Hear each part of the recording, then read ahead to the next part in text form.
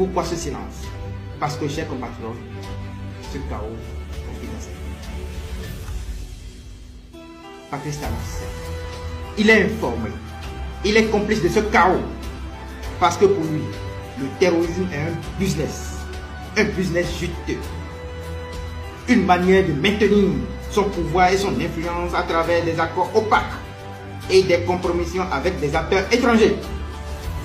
L'une des tractations sombres conclues entre Talon et Bazoum était liée au terrorisme dans leur intérêt d'abord et dans le bien de la France. Ils voulaient un pays avec accès direct à la mer. L'une de ces raisons a provoqué la déchéance immédiate de Bazoum par les militaires nigériens après la découverte du poteau. Les militaires français furent chassés avec tous leurs équipements. Quelques jours après, Vincent Crouzet, expert en renseignement français, annonçait publiquement et cyniquement à la télévision que les militaires français n'étaient plus sur le territoire nigérien et qu'ils allaient avoir tout le temps nécessaire pour monter des opérations de déstabilisation, cette fois-ci plus clandestines.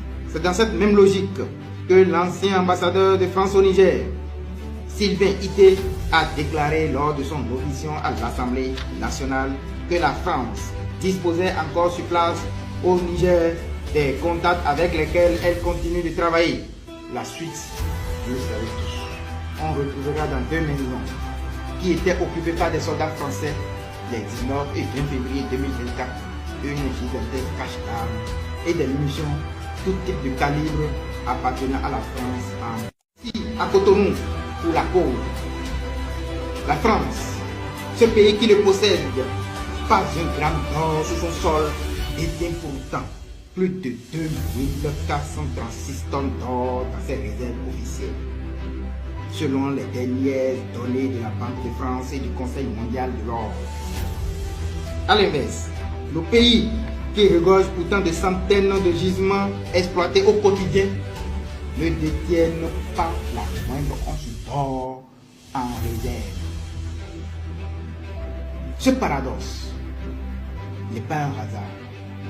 Les ressources enrichissent cette France, complice de gouvernements corrompus et avides en Afrique. Vous le savez tous, je l'ai dénoncé. Ne soyez pas surpris.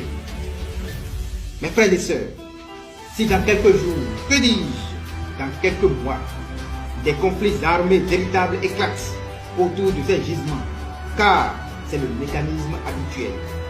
Les États étrangers, les firmes multinationales de connivence avec des élites locales corrompues, telles que Patrice Talon, financent et arment des terroristes et des groupes armés.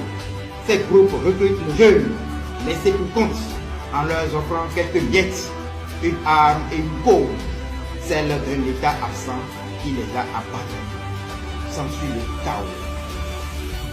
Une fois le chaos instauré, ces zones échappent à tout contrôle national.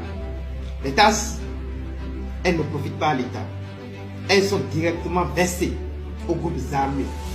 Pendant ce temps, les multinationales et leurs complices locaux se gardent des richesses du pays. Ce scénario est bien connu. Il est cynique, brutal et pourtant répété sans relâche partout en Afrique. Nous disons non.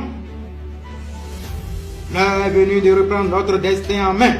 Nous devons exiger le droit de profiter de nos propres ressources pour bâtir un avenir digne et prospère. Pour nous tous, Talon doit partir maintenant et tout de suite. Vomir tout ce qu'il a englouti.